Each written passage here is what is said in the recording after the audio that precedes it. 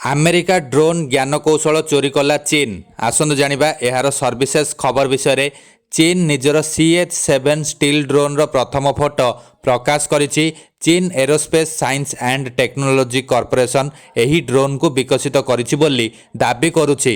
ଏହାକୁ ରେନବୋ 7 ମଧ୍ୟ କୁହାଯାଉଛି, କିନ୍ତୁ ଏହାର ଫଟୋ ସାମ୍ନାକୁ ଆସିବା ପରେ ଚୀନର ଜ୍ଞାନକୌଶଳ ଚୋରିର ପର୍ଦ୍ଦାଫାଶ ହୋଇଛି।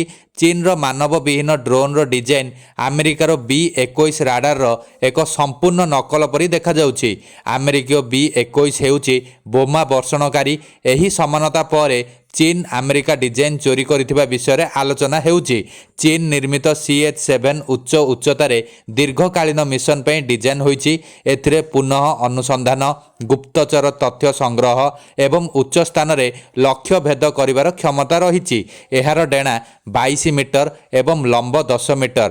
CH-7ରେ ଗୋଟାଏ ଟର୍ବୋଫିନ୍ ଇଞ୍ଜିନ ଦ୍ୱାରା ଚାଳିତ, ଯାହା ଏହାକୁ ମ୍ୟାକ୍ 0.5ରୁ 0.6 ବେଗରେ ଉଡ଼ିବାକୁ ସକ୍ଷମ କରିଥାଏ। ଏହାର ସର୍ବାଧିକ ଗତି ହେଉଛି ମ୍ୟାକ୍ 0.75 ତଥା ଘଣ୍ଟା ପ୍ରତି 926 କିଲୋମିଟର। ଏହା 13,000 ମିଟର ପର୍ଯ୍ୟନ୍ତ ଉଚ୍ଚତାରେ ଉଡ଼ିପାରେ। ଏକ ସମୟରେ 15 ଘଣ୍ଟା ଏବଂ 2,000 କିଲୋମିଟର ଯାଇପାରେ।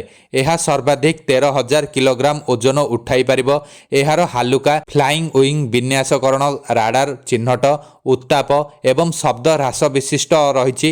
ଏହାର ଚିହ୍ନଟ ନ ହେବା କ୍ଷମତା ଶତ୍ରୁର ବାୟୁ ପ୍ରତିରକ୍ଷା ଦମନ କରିବା ସହିତ ତଦାରଖ କରିବା ଓ ଷ୍ଟାଣ୍ଡଅଫ୍ ଅସ୍ତ୍ର ନିୟୋଜନ ପାଇଁ ଏକ ଗୁରୁତ୍ୱପୂର୍ଣ୍ଣ ଉପକରଣ କରିପାରିବ। ତେବେ ଆମେରିକାର B-21 ରାଡାର ସହିତ ଡିଜାଇନରେ ସମାନତା ଚୀନ ଟେକ୍ନୋଲୋଜି ଦକ୍ଷତା ଉପରେ ମଧ୍ୟ ପ୍ରଶ୍ନ ଉଠୁଛି। ବର୍ଷ ବର୍ଷ ଧରି ଚୀନର ପ୍ରତିରକ୍ଷା ଶିଳ୍ପ ଆମେରିକାରୁ ଟେକ୍ନୋଲୋଜି ହାସଲ କରି ଏହାକୁ ବ୍ୟବହାର କରୁଥିବା ଅଭିଯୋଗ ହେଉଛି।